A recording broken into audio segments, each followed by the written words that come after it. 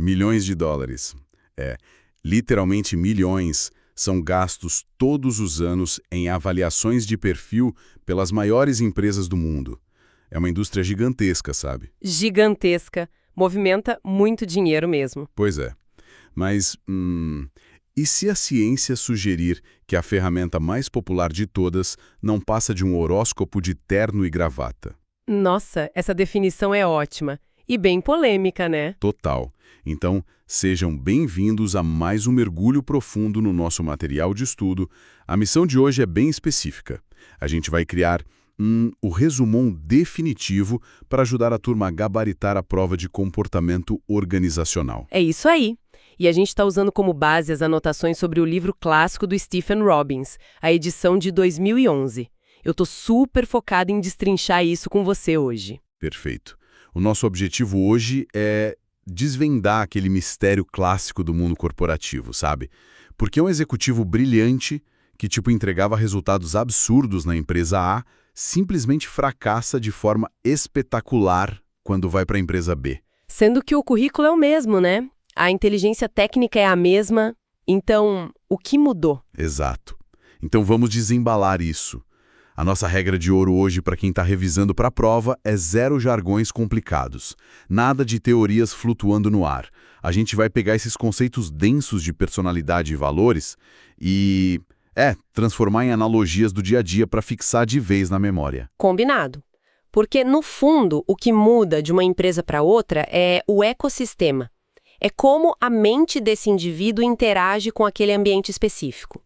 Faz sentido. A gente não está lidando com matemática exata aqui.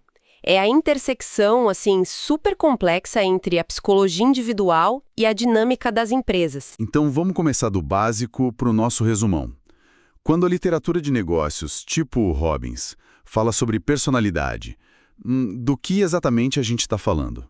Bom, a definição clássica do Robbins estabelece a personalidade como conjunto de características psicológicas que influenciam de forma consistente a maneira como o indivíduo responde ao ambiente. Pera, foca nessa palavra. Consistente. Exatamente, consistente. A turma tem que grifar isso para a prova. Não é sobre como alguém reage num dia isolado de estresse extremo, sabe? Tipo aquele dia que dá tudo errado e a pessoa explode. Isso não define a personalidade por si só. A personalidade é o padrão contínuo, é a assinatura comportamental da pessoa ao longo do tempo, em frente a crises, rotinas, negociações. Tá, mas aí vem aquela velha questão, né? De onde vem essa assinatura? É algo que está gravado no DNA desde que a pessoa nasce ou é o mundo corporativo e a vida que vão, moldando quem a pessoa é? Essa eterna tensão entre natureza e criação. E para o pessoal anotar, a personalidade é construída por uma dinâmica entre fatores genéticos e fatores ambientais. Tá, os genéticos são a biologia, certo? Isso, o temperamento básico que você herda, e os ambientais são as experiências de vida, a cultura em volta, a socialização primária lá na infância. Nossa, para facilitar para a turma, pensem na personalidade como se fosse um smartphone. Adorei. Como assim? Os fatores genéticos são um hardware, que vem de fábrica, sabe? O processador, a capacidade máxima da bateria, a lente da câmera. Certo, a parte física e estrutural. Exato. Já os fatores ambientais são o software. São os aplicativos que a gente vai instalando ao longo do tempo, através da cultura, das experiências. O aparelho só funciona daquele jeito único por causa da combinação desse hardware físico com aquele software específico. Nossa, analogia perfeita para a prova. E a psicologia tem umas lentes diferentes para olhar como esse sistema opera. Tem a teoria dos traços, por exemplo. Que olharia para o hardware, então. Isso, ela foca nessa estabilidade no tempo. Tem também a teoria psicodinâmica do Freud, que diz que o que a gente vê é só a ponta do iceberg e os conflitos estão lá no inconsciente. As coisas rodando em segundo plano no celular. Exato. E, por fim, a teoria humanista, que foca no crescimento e na autorrealização do indivíduo. Mas, peraí, se a personalidade é essa mistura toda, cheia de hardware, software, coisas inconscientes, como que os gestores conseguem medir isso na prática? Porque medir um balanço financeiro é fácil, mas medir personalidade... É como tentar segurar a fumaça com as mãos, né? É um desafio monumental. E é por isso que tem tanta ferramenta no mercado. A mais famosa de todas, sem dúvida, é o MBTI. Ah, o famoso Myers-Briggs. Ele mesmo, criado pela Catherine Cook Briggs e a Isabel Briggs Myers. Ele divide as pessoas em 16 tipos, baseados em 4 dimensões principais. Tá, vamos destrinchar essas 4 dimensões rapidinho para revisão. Vamos lá. A primeira é de onde a pessoa tira energia. Extroversão versus introversão. O extrovertido recarrega as baterias interagindo com o mundo. O introvertido recarrega no silêncio, na reflexão interna. Gente, e tem um equívoco perigoso aqui, tá? O pessoal acha que quem é introvertido não sabe se comunicar. Nossa, sim. Um mito total. Pense nisso como ser destro ou canhoto. Uma pessoa introvertida não é incapaz de socializar ou dar uma palestra, que seria tipo usar a mão não dominante. Ela consegue, mas ela gasta muito mais energia fazendo isso do que um extrovertido. Exatamente. A segunda dimensão do MBTI é como a gente processa dados. Sensorial versus intuição. Sensorial foca no concreto, nos fatos. Intuitivo busca padrões e possibilidades para o futuro. A terceira é a tomada de decisão. Racional versus emocional. A lógica fria contra o impacto humano daquela decisão. E a última é o estilo de vida. Julgador versus perceptivo. E julgador é aquele que precisa da agenda fechadinha, né? Isso, planejamento total. E o perceptivo prefere deixar as opções abertas, ser mais adaptável. Mas o que eu acho fascinante e que a gente precisa deixar claro para o pessoal é que a ciência bate bastante no MBTI, não é? Bate e bate forte. O mais fascinante aqui é que o MBTI tem uma falta de confiabilidade estatística enorme. Uma pessoa pode fazer o teste hoje e daqui a 6 meses o resultado dá completamente diferente. Sem contar que ele força a pessoa em caixas binárias extremas, ou você é racional ou é emocional. Sendo que na vida real isso é um espectro, né? Exatamente. O MBTI faz muito sucesso por causa do efeito Barnum. As descrições são meio vagas e todo mundo acaba se identificando. É um perfil super lisonjeiro que o RH adora porque não ofende ninguém. Tá, então se o MBTI é meio que, digamos, uma astrologia corporativa, qual é o modelo que realmente importa para a prova? O padrão ouro da ciência é o modelo Big Five, os 5 grandes fatores. Ele não te coloca em caixinhas, ele avalia o seu nível em 5 traços contínuos. E aqui entra a nossa dica didática de ouro para quem está anotando.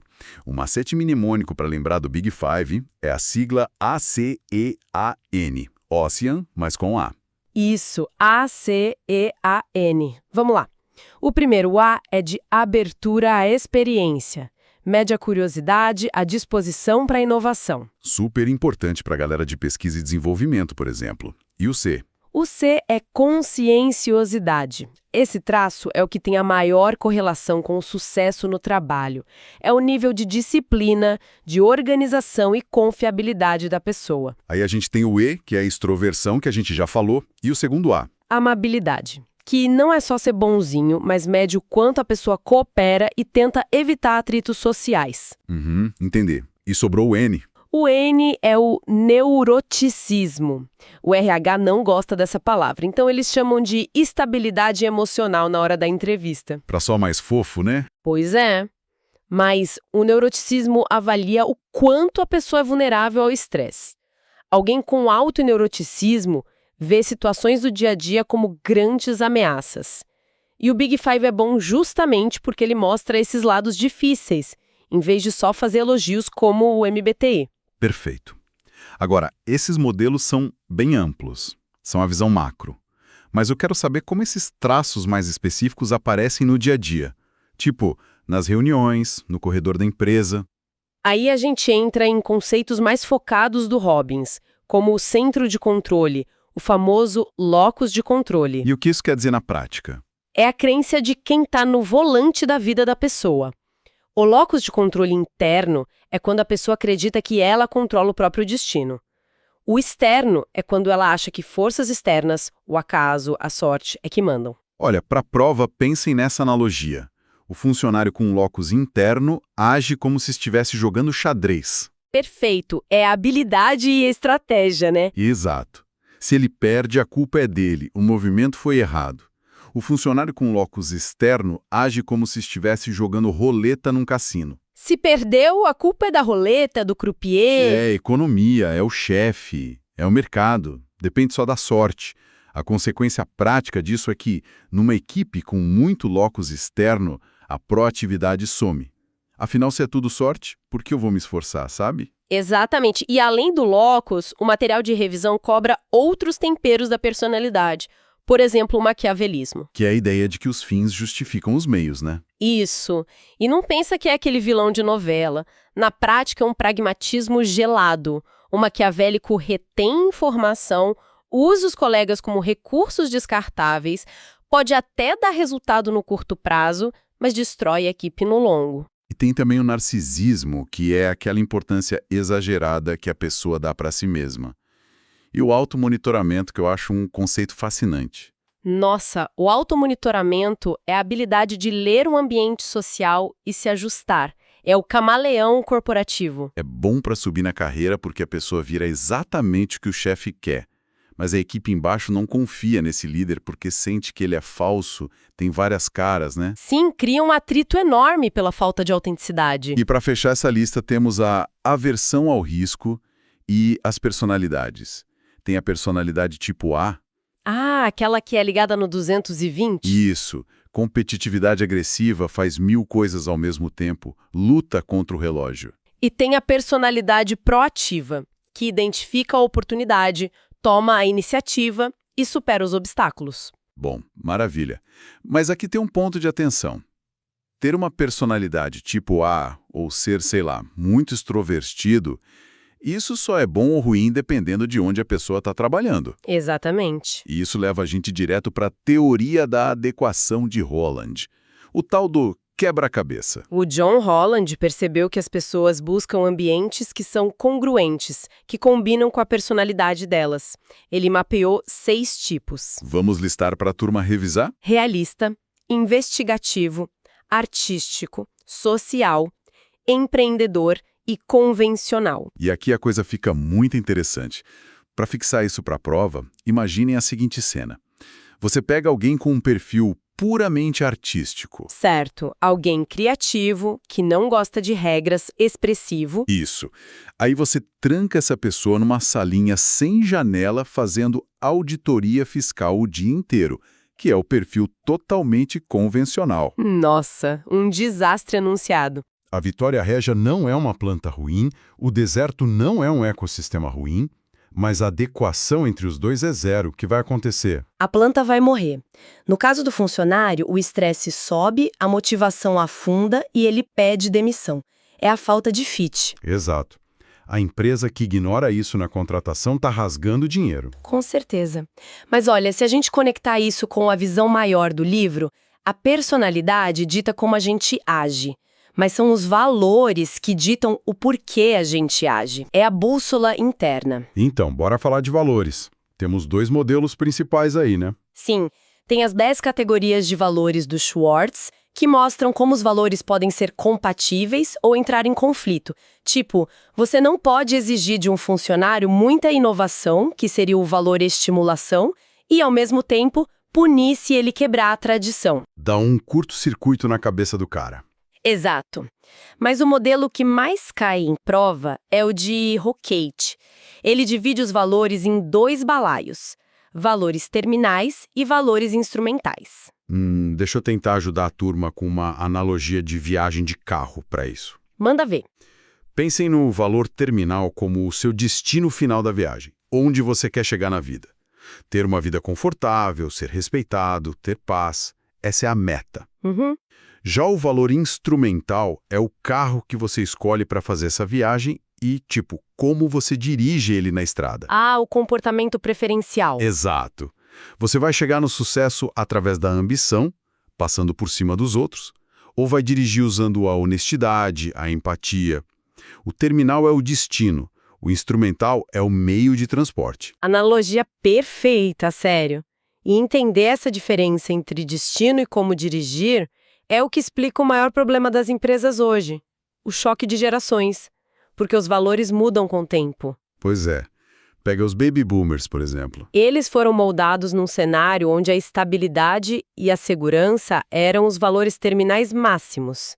O valor instrumental deles envolve muito respeito à hierarquia, trabalho duro sem questionar, Aí veio a geração X, né? que já trouxe um ceticismo, buscando mais equilíbrio, mas o choque real foi com os millennials, que disseram: espera, o trabalho não é só para sobrevivência financeira. O valor terminal tem que incluir propósito. E agora chegou a geração Z na jogada para virar a mesa de vez. Total. Eles têm valores terminais focados em impacto social, diversidade e, principalmente, autenticidade. E o valor instrumental deles exige transparência total e inclusão desde o primeiro dia. Nossa, imagina uma reunião com um chefe boomer e um talento da geração Z.